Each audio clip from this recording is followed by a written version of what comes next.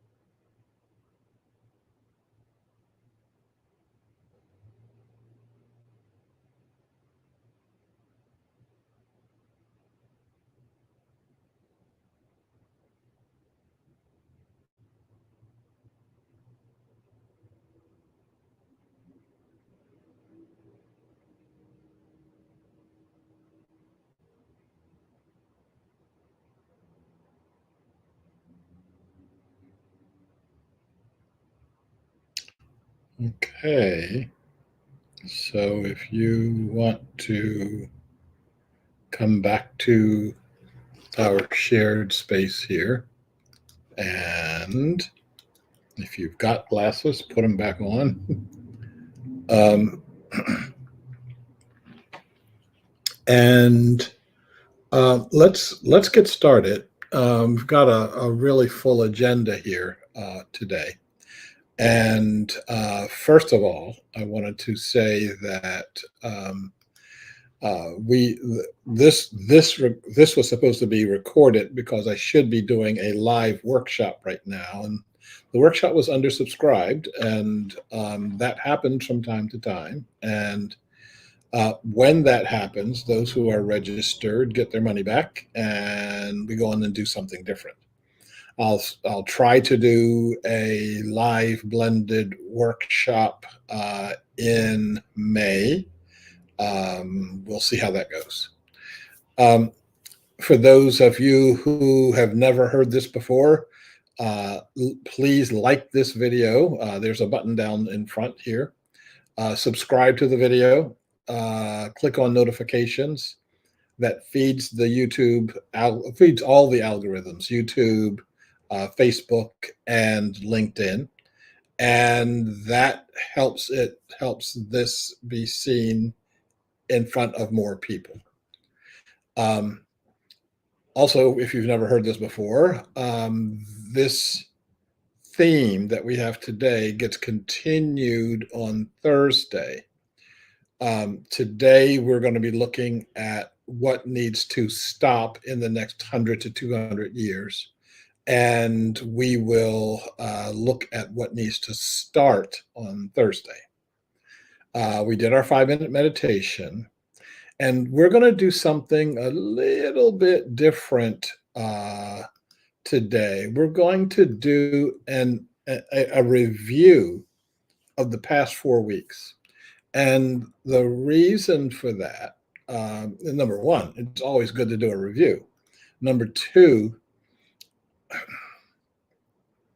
I know that this can be a lot for people, that there's a lot of information here. And what I want to do is pack it so that you understand that this is a progression. We're going from this point to this point to this point, and then there's an end point.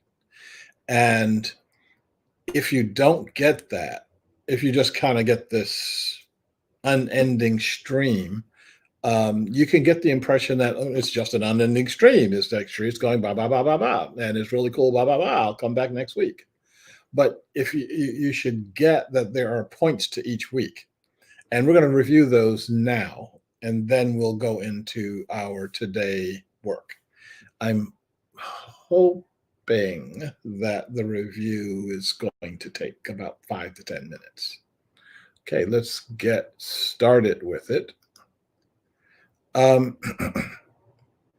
So on week 1, on Tuesday, we focused on consciousness pervading the universe and the fact that we're shifting our type of consciousness.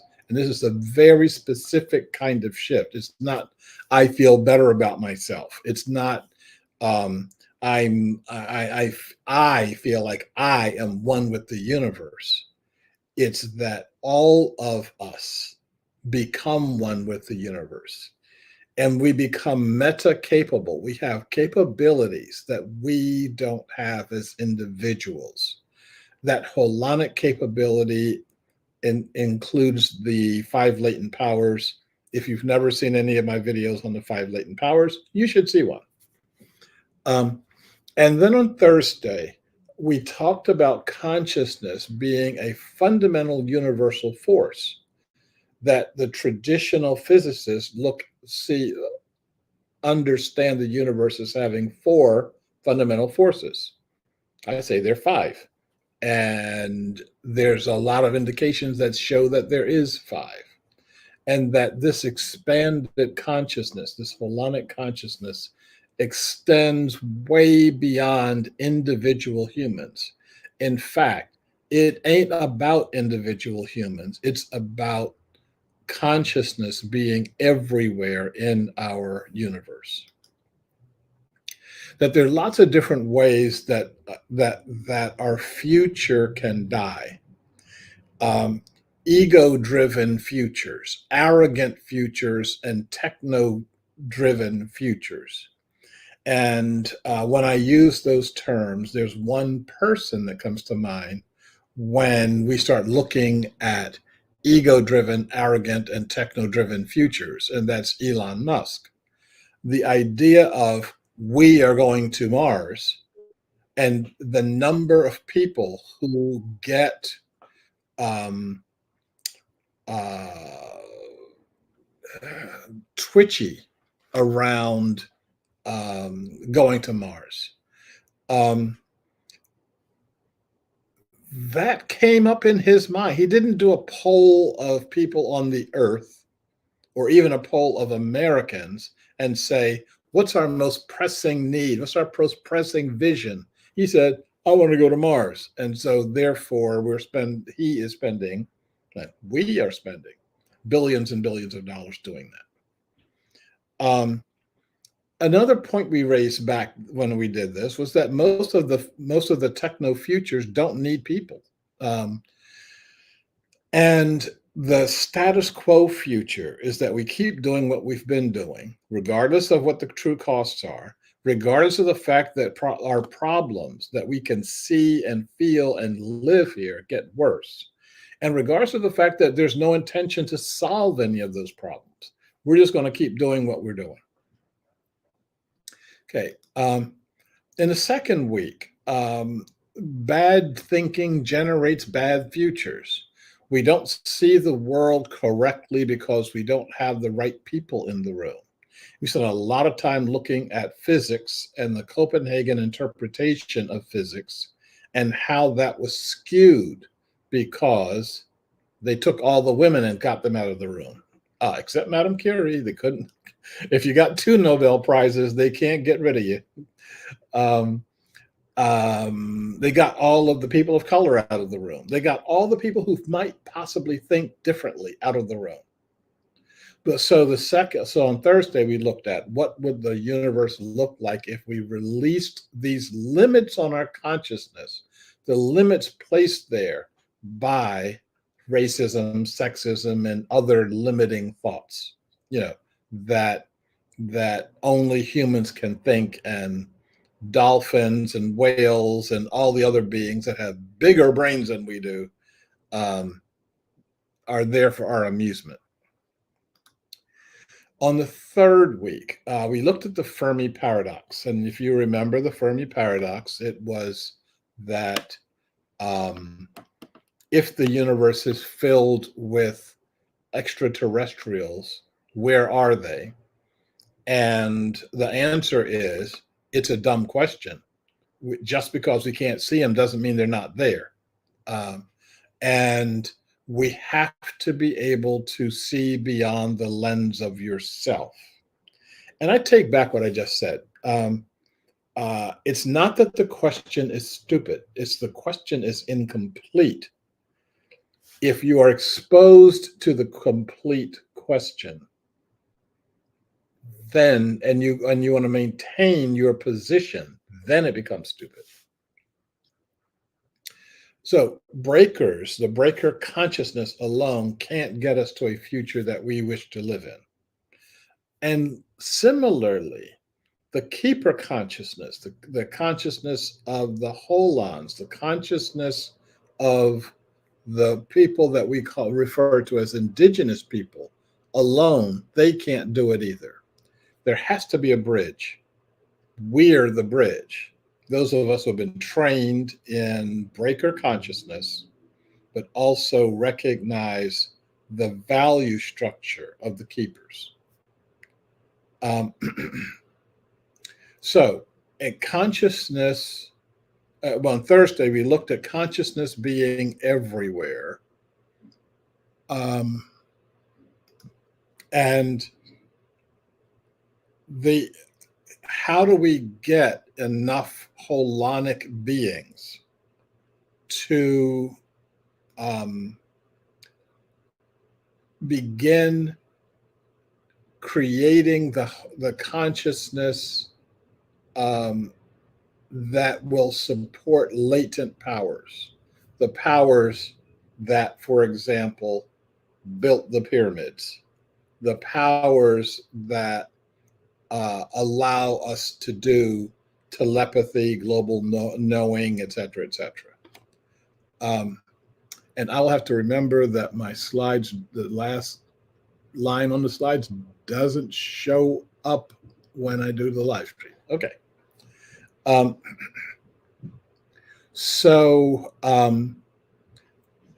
On week 4, just last week, if we're going to create, no, we are going to create a mature human civilization. What are the things we have to stop doing over the next 50 years? And in that, and on that Tuesday, I said the most important thing that we had to do is change the breaker story. And the breaker story, got another orphan slide here. The breaker story says, number one, I am separate. I'm separate from everything else. I'm even separate from all other humans. I'm even separate from myself. This is the notion of exclusivity. That our separations are geographical. That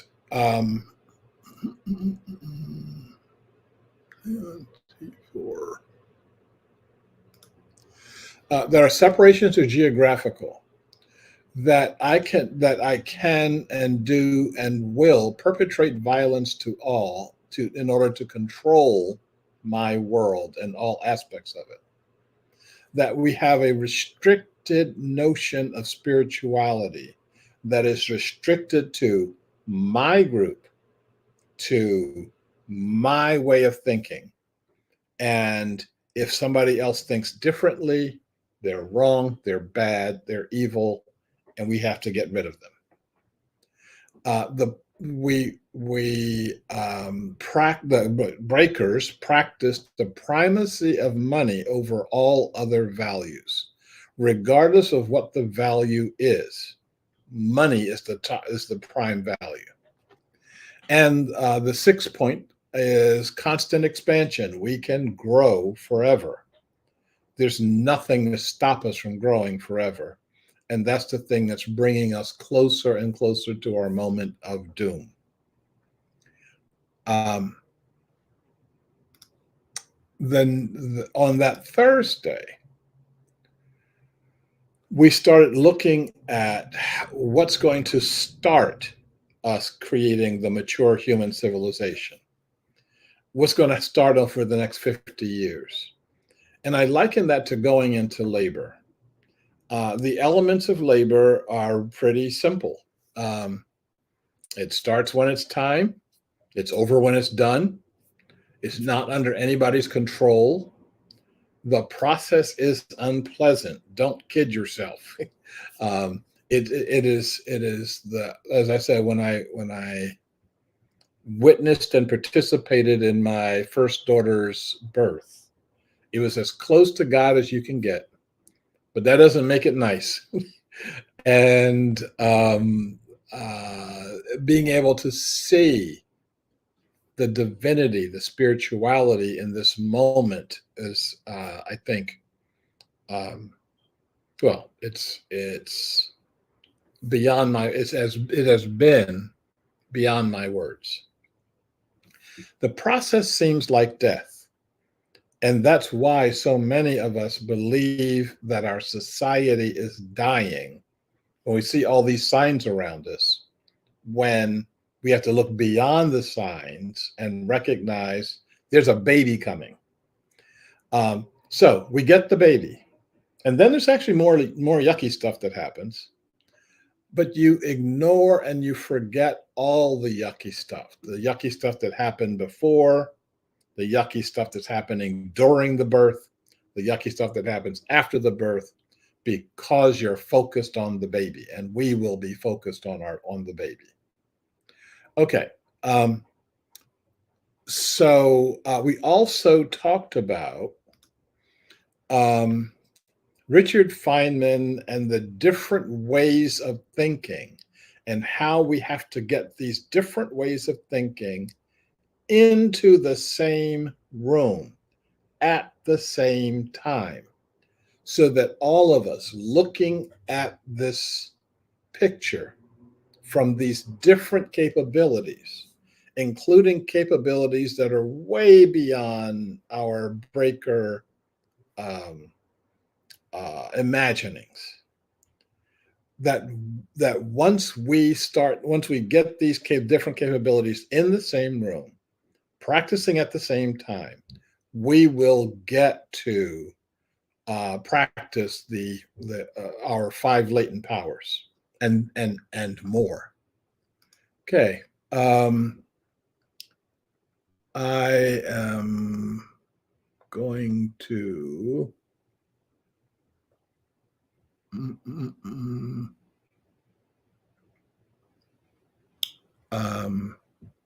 I was just looking to see if we had a comment come up, but I see that we did not. That was a beep to tell me something different.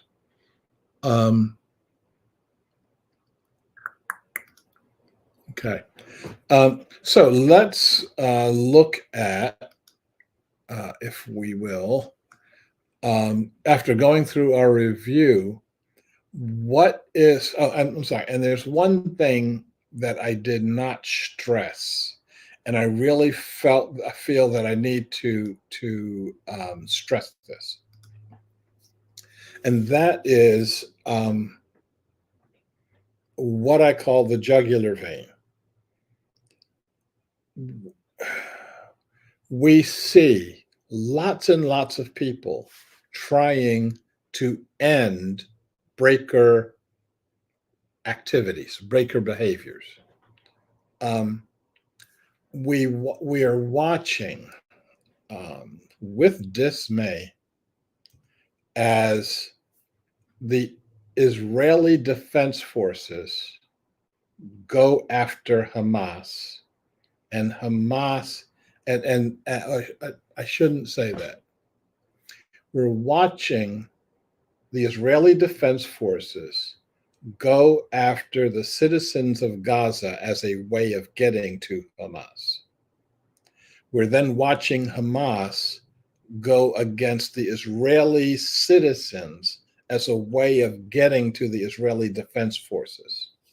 This is a very typical strategy. We've been seeing this since before Vietnam. We act like we act like we don't see it, but we do. And this asymmetrical warfare. I can beat up on your civilians more than you can beat up on my civilians, is something that just has to stop. The consciousness that lets that happen has to stop. And one of the things that we recognize is that human beings, don't want to do that.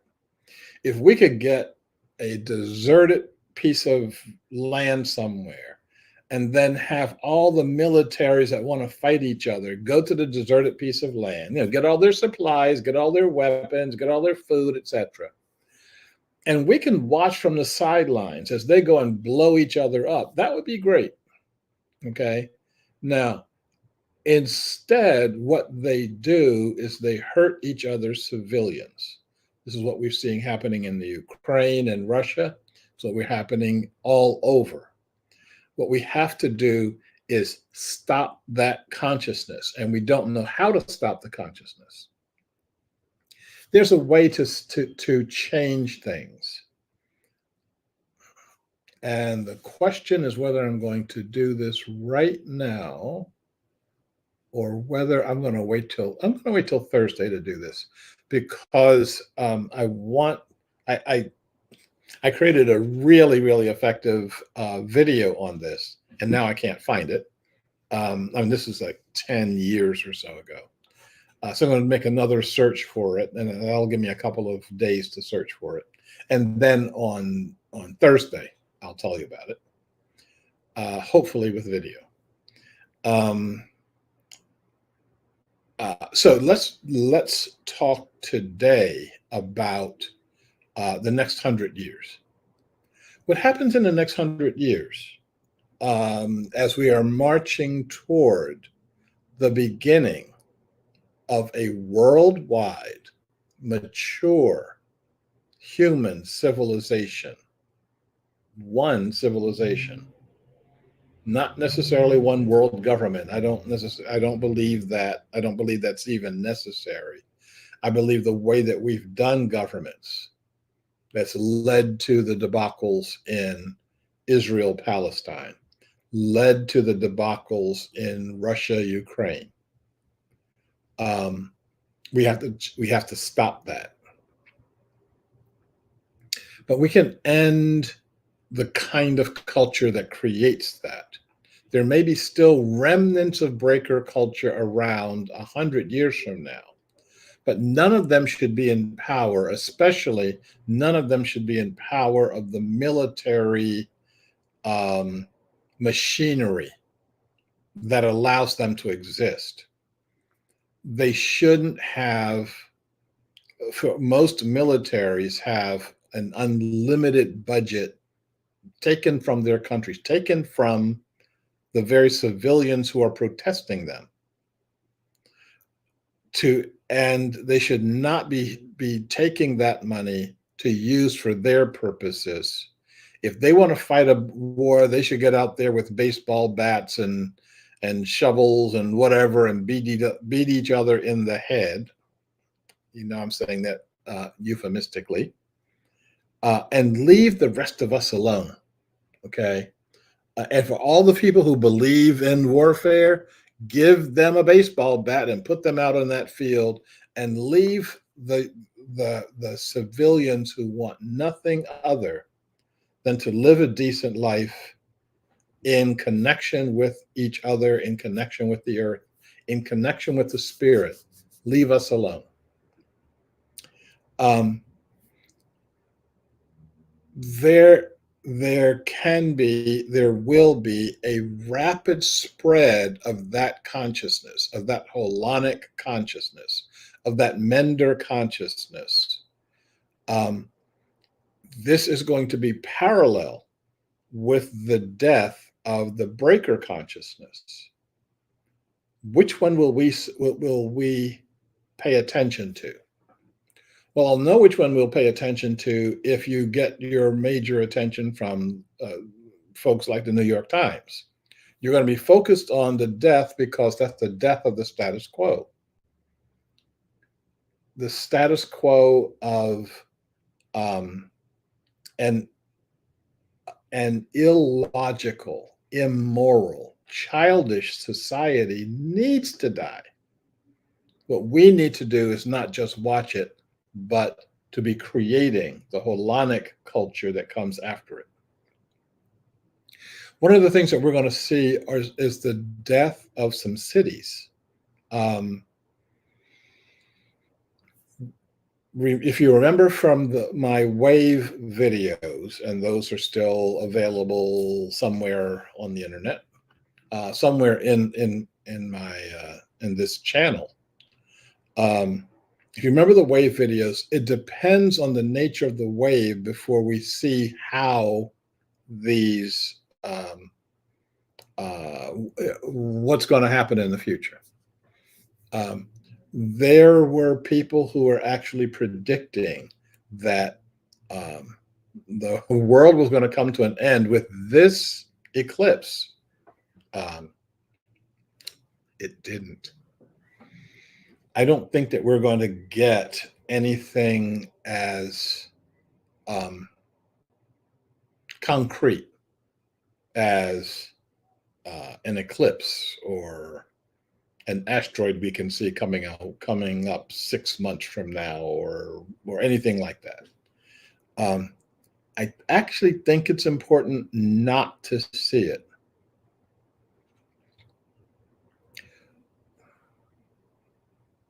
When a woman is having a baby, when she goes into labor, she doesn't know whether the labor is going to be 15 minutes or 15 hours. She's in it for whatever she's in it because she's in it. And when you get in it, you can't stop it. And um, that's all part of the growth process. If it weren't part of the growth process, you wouldn't be experiencing it. You'd be experiencing something else. You would be experiencing, oh, okay, well, let me dial up. Let me look at my calendar. Um, I've got Tuesday afternoon available to have this baby, and so I'll push the button that says start labor at 3 o'clock, and I'll do labor for 45 minutes. That's enough. And then by 4 o'clock, we'll have the baby, and then we'll have a party. Um, if anybody's ever done that, let me know about it. Um, the reality, though, is um, uh, like I said, when you start it, you're in it. When we start our labor process for the birthing of our new society, there's no going back. There's no stopping. That you get to the point of you're having a baby or you die. The caterpillar turns into a butterfly, or in the chrysalis, it dies. 99 times out of 100, they turn into butterflies, and we're all happy about that. So, when I was mentioning the death of some of the breaker cities, the cities that are built on breaker systems, there are some cities that are completely dependent on electricity. And if electricity shuts down, and it can, remember, any system created by a human being can stop. So, and there's lots of ways it can stop. It can stop because a coronal mass ejection hits the Earth and knocks out our electrical grids around the world forever. Can that happen? Is it possible to happen? Yes, it is. Okay. So if that happens, you can pretty much forget about cities like Los Angeles, Phoenix, Arizona, and all other cities that are electricity dependent. I would say most of this, all cities in the United States would be in really, really bad shape. But a lot of the cities could get by with some emergency powers, and we were thinking about some of that stuff during Y2K, and then stopped thinking about it the day after. And a lot of the colonial cities, the cities that were there for a while, Boston, Philadelphia, etc., that were created without electricity, would probably make it. A lot of cities there are a lot of cities that can run out of water, and actually some of the same ones: Los Angeles, Phoenix, Santa Fe, etc. And then some other cities like Atlanta, where there's they're straining their water infrastructure now. They could have 5-10 years ago gone to a completely different system and would be not rationing water, but using water completely differently. One of my clients at one time, and I think I tell you, I do a lot of consulting with various organizations. But one of my clients was the Portland Water Bureau, one of the most unique water bureaus in this country and the world, in that it supplies a major metropolitan area, and the system is gravity fed. If the electricity went off around the world tomorrow, or even tonight, They can open up the valves and the water will continue to flow from the Bull Run reservoir to most of the city. I'd say, I think it's like 80% of the city would still have water to drink. I would still have water to drink. And the Bull Run Reservoir is some of the purest water in our country. And so I was talking to the chief engineer at for the Portland Water Bureau. And one of the things he said to me I thought was really curious. He said, if we had to do it over again, we would create a completely different system. He said, we would purify the water, not in these huge reservoirs way up the pipeline, or a 30 or 40-mile pipeline. We would purify the water at your house, and we'd purify it as much as it would need purification. For example, if you're drinking the water, it should be as pure as possible, pure as we can make it. If you're washing your boat with it, you don't need to wash it with drinkable water. You don't need to flush your toilet with drinkable water. You don't need to put your chemicals in that system. So in some places, so there's some places, if they run out of water, or even if they run out of electricity, they'll run out of water because they pump their water systems. Another aspect of the death of some breaker cities is going to be climate change. Most of the cities in the Southwest are going to be strained to the breaking point in trying to hold the line on climate change, on what can happen as the climate is changing. From Los Angeles through Texas and maybe even beyond. There's some places, like Portland, Oregon, that may be spared most of that because our systems are naturally fed. Let me wind up there. Let me talk about on Thursday, the continuation, talking about going for the jugular and what that jugular looks like over the next 100 years. What are the new systems that need to come online? Continuing our baby analogy, when the baby is born, all of its old systems shut down. It stops getting food through the umbilical cord.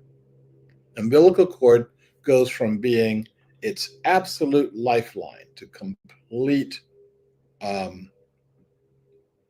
let's call it compost. It's not trash. We should honor the fact that this umbilical cord kept each and every one of us alive. But then as soon as you take your first breath, it's unnecessary. And new systems come online immediately. They're called lungs. They're called stomachs. They're called lots and lots of things that you are getting through your mother, and she doesn't have to do that anymore. And so what are the things that are coming online for us and maturing for us over the next 100 to 200 years? Okay. I am I'm getting more and more pumped about talking about this stuff.